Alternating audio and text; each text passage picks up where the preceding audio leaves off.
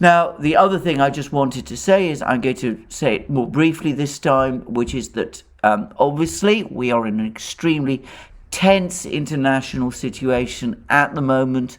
I have no reason to feel concerned about the presence of my channel or any of our channels on any particular platform.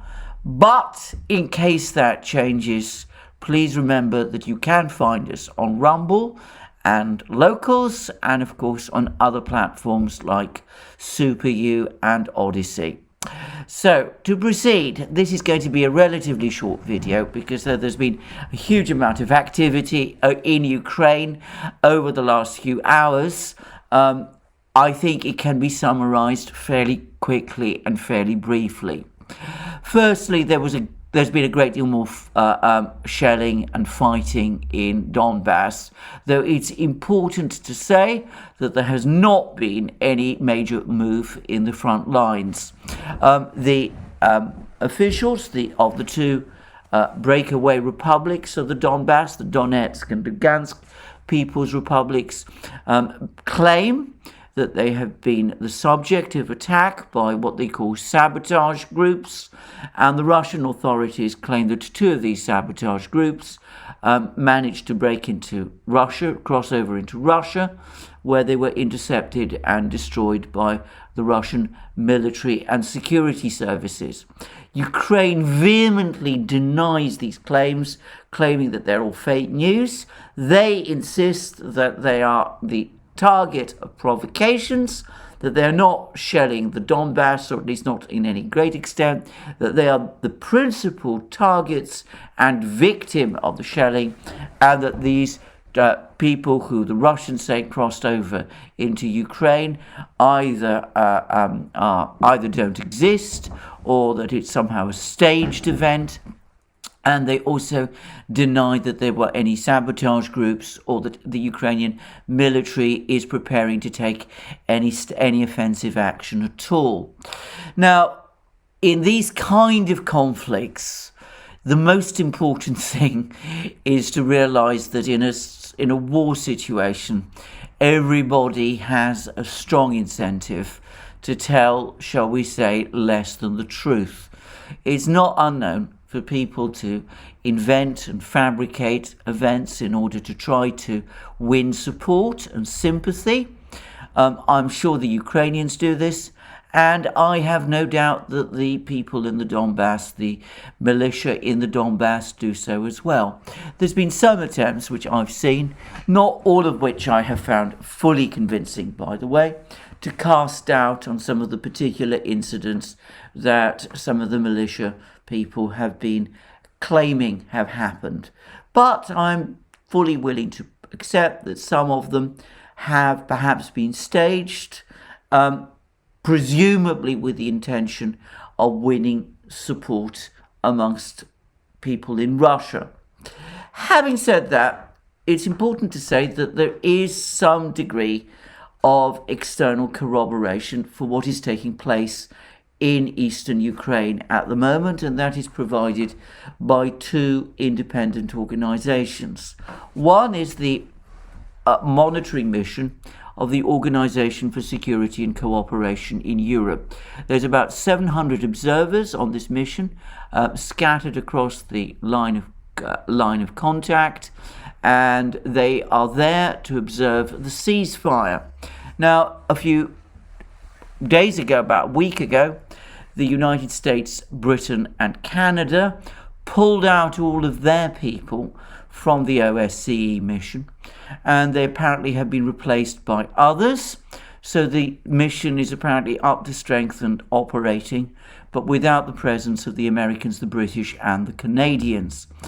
And they have been providing reports and situation maps, which I should say I personally find difficult to read, in part because I have vision problems, which makes it difficult for me to read maps clearly, but which those who have done show indisputably that by far the greatest amount of the shelling has been carried out by the Ukrainians against the people in the Donbass and not vice versa. Now, as I said, I've not able to verify this fully myself because, as I said, I have difficulty, especially with maps and reading these maps and things. But I have no doubt, no reason to doubt that those who claim to have read these OSCE reports and say that they show that most of the shelling has been done by the Ukrainian army are telling the truth. In one case, I know the person in question, and I have no doubt at all as to his personal and professional integrity. So that does show, or at least so it seems to me, that most of the shelling, the greater part of it, by far the greater part of it, has been carried out by the Ukrainian military. The second agency or organisation that I place a great deal of weight on is the Red Cross. And again, this is an organisation which I have in the past had dealings with and am familiar with.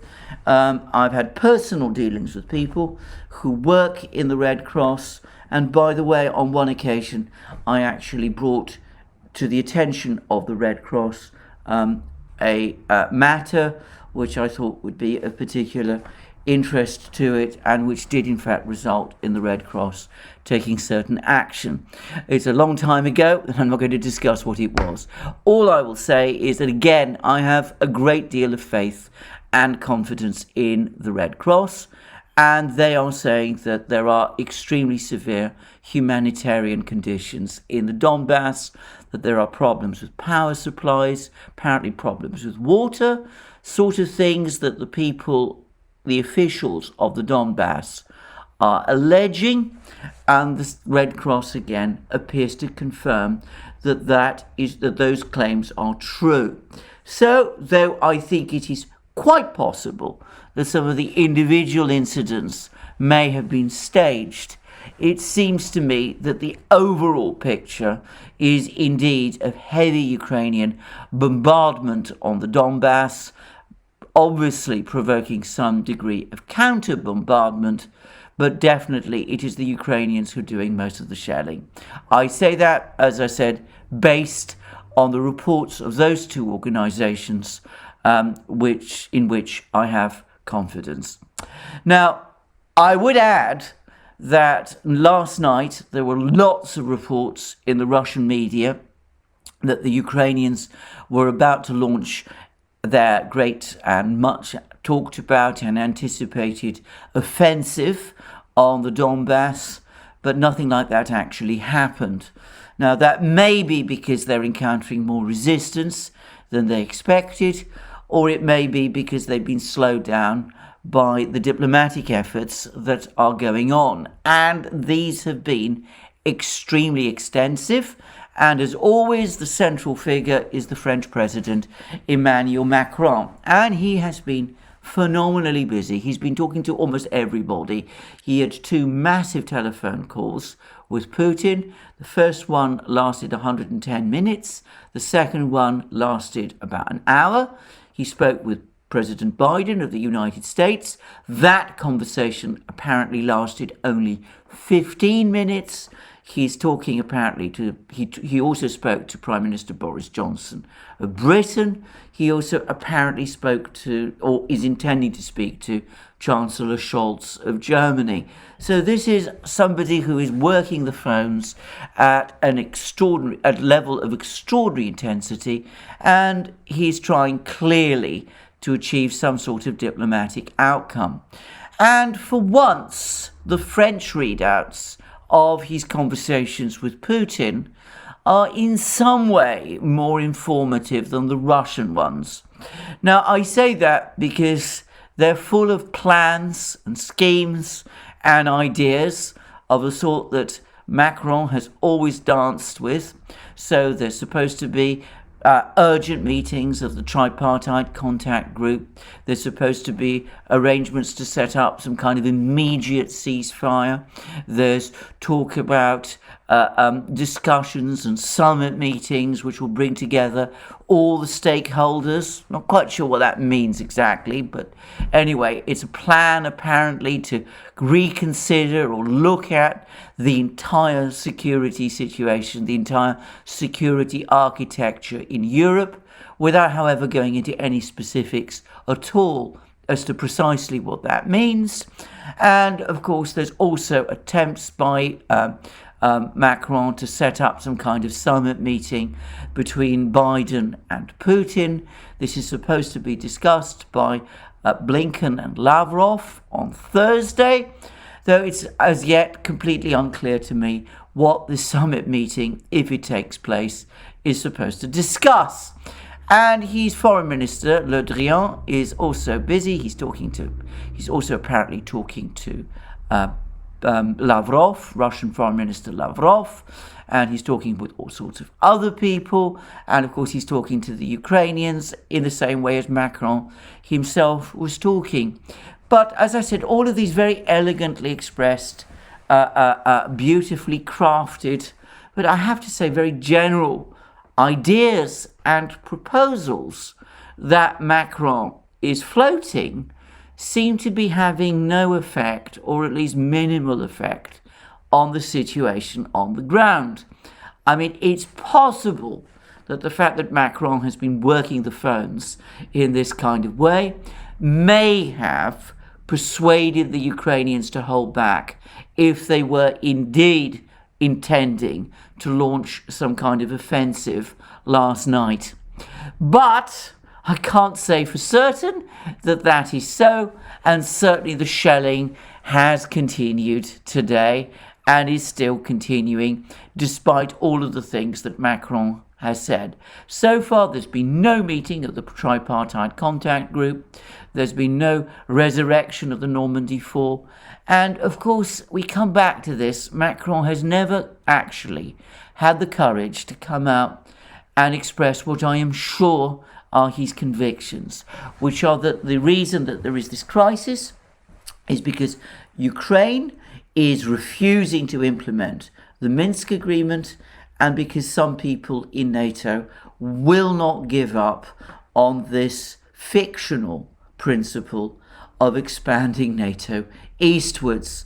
So unless and until Macron is prepared to come out openly and say what has to be said, that France will oppose the eastward expansion of NATO and will oppose under any circumstances Ukraine joining NATO, and unless Macron also says that it is Ukraine that is violating the Minsk agreement by not implementing it, I can't really see that all these clever and ingenious and intricate ideas that he is coming up with are going to achieve very much mileage with the Russians.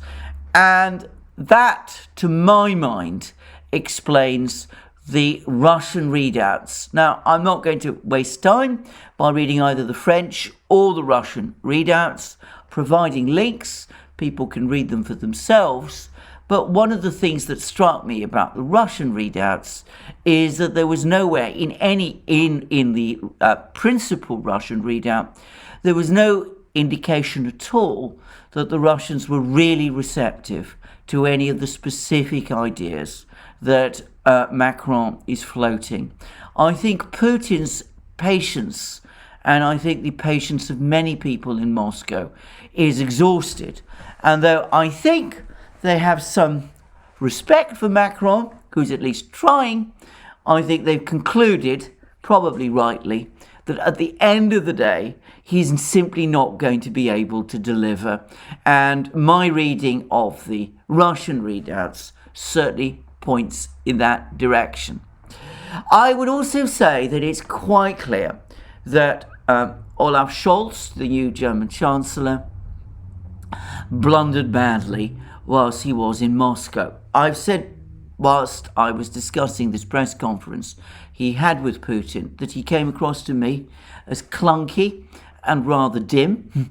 And I'm afraid the effects of his visit and of some of the things he said since his visit have rather reinforced that belief. he made that disastrous observation, first of all, that there'd not been any kind of war in Europe until Putin reminded him of the attack on Yugoslavia in 1999. I meant no war in Europe since the Second World War, obviously. And then Scholz went and doubled down and said, well, there'd been some kind of genocide being perpetrated in Yugoslavia, in Albania, and that was what provoked the war. And that made the Russians angry and made Putin angry. And he said that as far as Russia is concerned, what is taking place in Ukraine, in the Donbass, is a genocide. And a wise leader, a wise chancellor, would never have fallen into the mistake of making that kind of comment. But Scholz did. And when he went to the security conference in Munich, he doubled down on it by denying that there was any kind of genocide going on in the Donbass. I think for Russians, getting lectures from a German chancellor about genocide is maladroit diplomacy, to put it mildly. And I think that raised many hackles in Moscow. But I think beyond that, and in addition to it, Scholz did something which I think he expected to be conciliatory to the Russians and to try to win them round, but without realizing that in the way that he was doing it, it was actually going to rile them.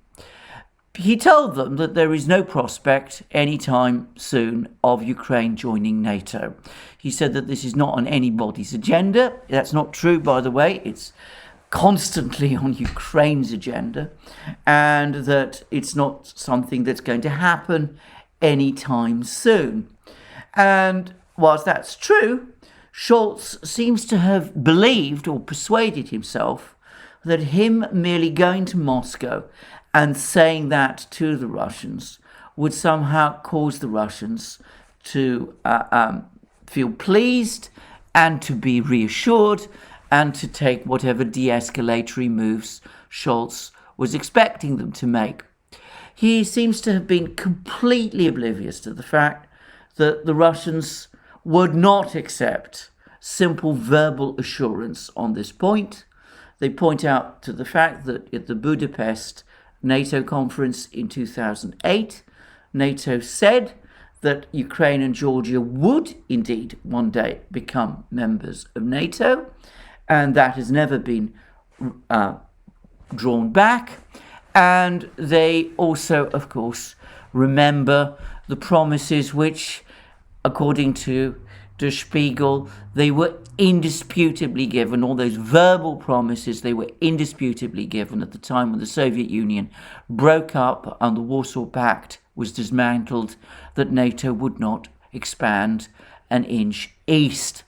So Scholz seems to have assumed that his reassurance would satisfy the Russians without reflecting that the Russians, having already been tricked, as they see it, by verbal reassurances of that nature in the past, are not going to fall for that same trick again.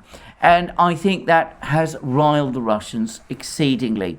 So I think that Scholz probably went to Moscow looking to calm things down, but in fact he said things to the Russians which, to be straightforward about it, annoyed and irritated them.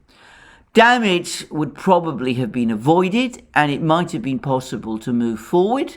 He did say, whilst he was in Moscow, that he was pressing Zelensky to come up with proposals for autonomy for the Donbass, which would be presented to the Trilateral Contact Group. But of course, when the fighting began, the shelling began in the Donbass on Thursday, all that in turn turned to dust. And I think the Russians again concluded that Scholz is prepared to say all sorts of things, but he's not in any kind of position to deliver, and that he won't, in fact, deliver, just as Macron won't. So, as a result, we've had the big event of the day, which is the meeting of the Russian Security Council. And this was staged as a public meeting with a procession of top officials speaking and explaining their positions to Putin, who's listening carefully to what they had to say. Now, all of this was televised and made public to the Russian people. And here I'm going to say a few things about the Russian Security Council, because it is to some extent misnamed. It's not a entity that only deals with foreign and security matters, though that's certainly one of its major provinces. It is, in fact, the top policy-making body of Russia. Putin chairs it. He has wide leeway in choosing who sits on it, but it has to be said that some of the people who sit on that council or committee are there because of their political authority and because they're major stakeholders in the Russian power system. And it was interesting to note also where this meeting took place. It took place in the Catherine Hall of the Senate building of the Kremlin.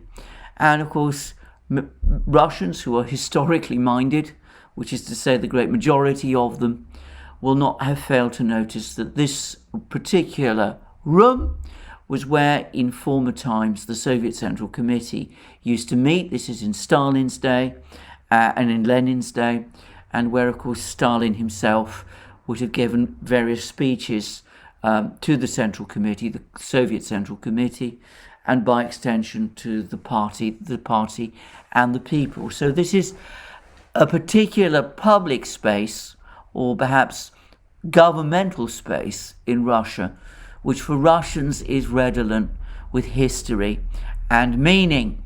And perhaps it's worth pointing out at this point that the whole debate, this open debate that took place in the Security Council, was full of references to historical events and to literature. There were quotations from the novel Master and Margarita by Mikhail Bulgakov, for example. There were references to the Battle of Kursk and the Battle of the Donbass in the Second World War. There were some comparisons made with the way in which Ukraine wasn't implementing the Minsk agreement and was complaining that this was something that had been imposed on Ukraine following a military defeat. And one of the participants in this meeting said that this was an absurd position. It was as if Germany in 1945, having signed an agreement, a capitulation, then refused to implement it and said that it wouldn't do so. You have all of these historical and literary analogies, very unusual to a Western ear, but very common to a Russian one. Russians know their history and they're very literary minded, and many of these comments will of course have come through. Now, the purpose of this Security Council meeting was to consider the situation in Donbass, and the purported object of the discussion was to debate whether or not Russia should recognize the two breakaway republics of the Donbass, the Donetsk and Lugansk People's Republics. The most formidable speech, and in some ways the strongest speech, was made by the former Russian President Dmitry Medvedev, who is now the deputy chair of the Security Council. He's often been thought of and spoken of by people, including people in Russia, as somehow a liberal or a pro-Westerner. I've never understood that. He took, in fact, a pretty strong line and recommended, as far as I could see, their recognition. And he also said that if Russia did recognize these two republics, then there would be an enormous uproar, there'd be sanctions, there'd be pressure, but sooner or later things would calm down and the West would have to talk to Russia because it would have no choice. And anyway, that was Medvedev's view. And I think it's fair to say that the only real argument that took place over the course of this meeting. The only real debate, if it was a debate, was on whether to recognize these two breakaway republics of Ukraine immediately, to recognize them as independent states, or to delay doing so for several days to see whether any part of Macron's feverish diplomatic activity could yield results. And Putin, at the end of the meeting, said that he would go away and think about what everybody has said and presumably reconvene in private session with all of these people and inform them of his decision. And that decision will be made public over the course of the day.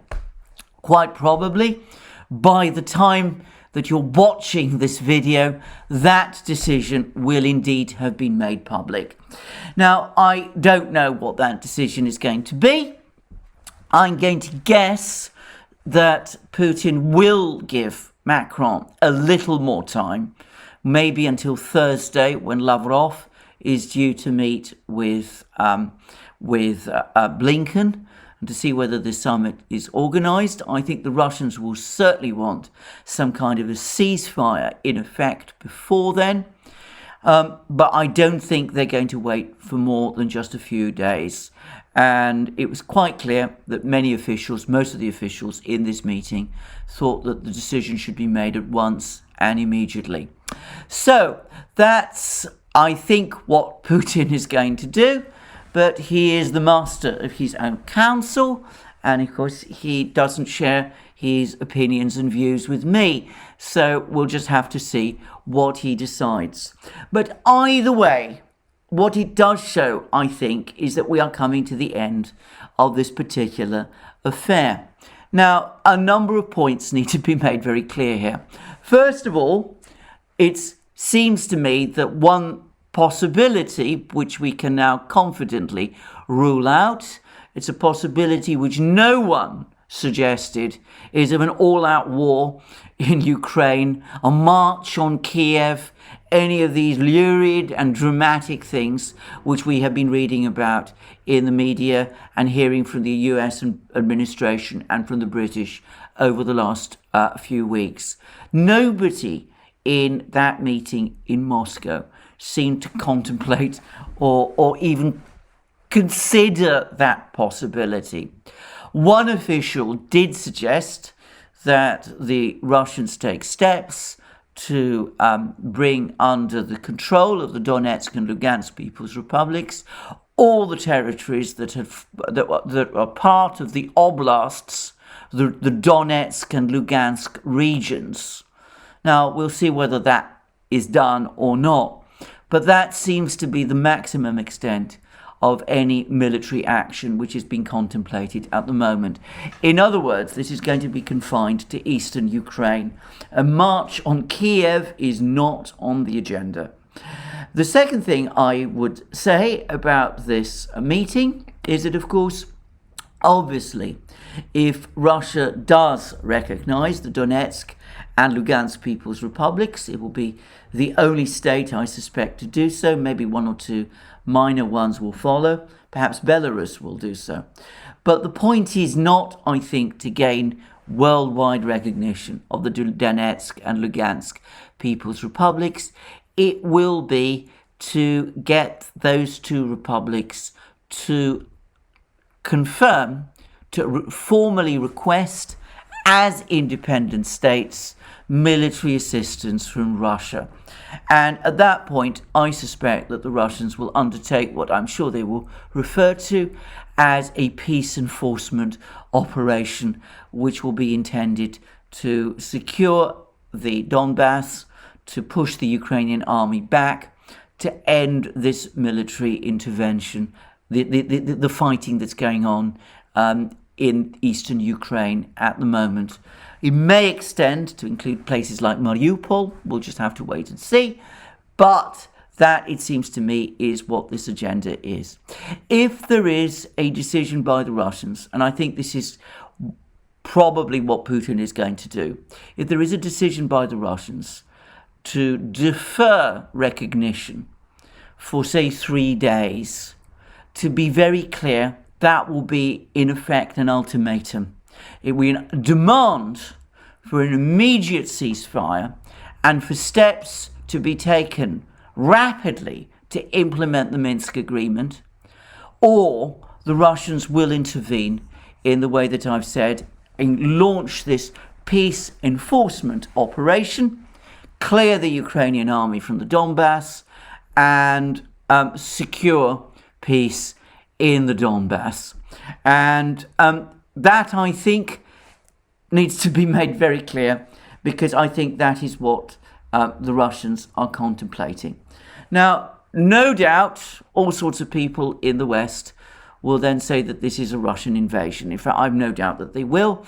And for what it's worth, I'm pretty sure that what will then follow is that the West will debate with itself the imposition of all the various sanctions it's been talking about.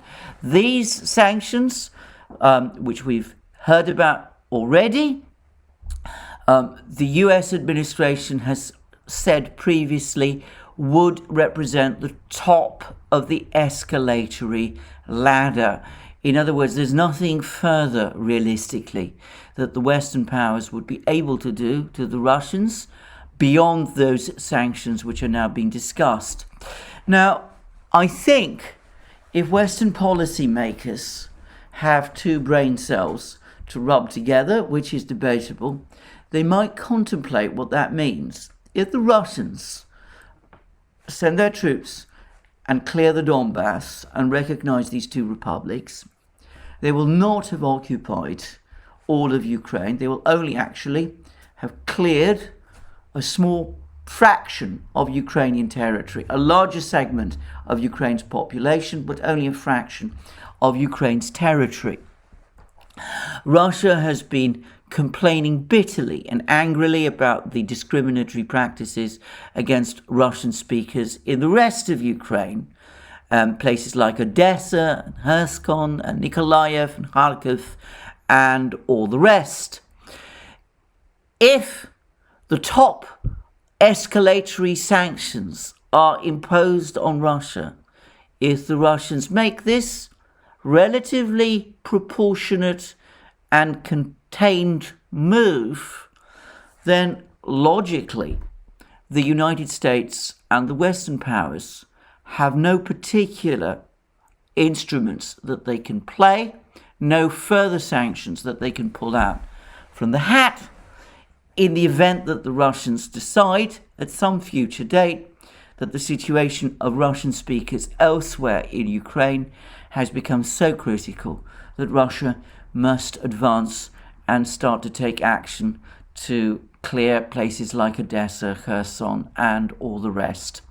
So I think Western leaders perhaps should consider their sanctions moves very carefully over the next few days.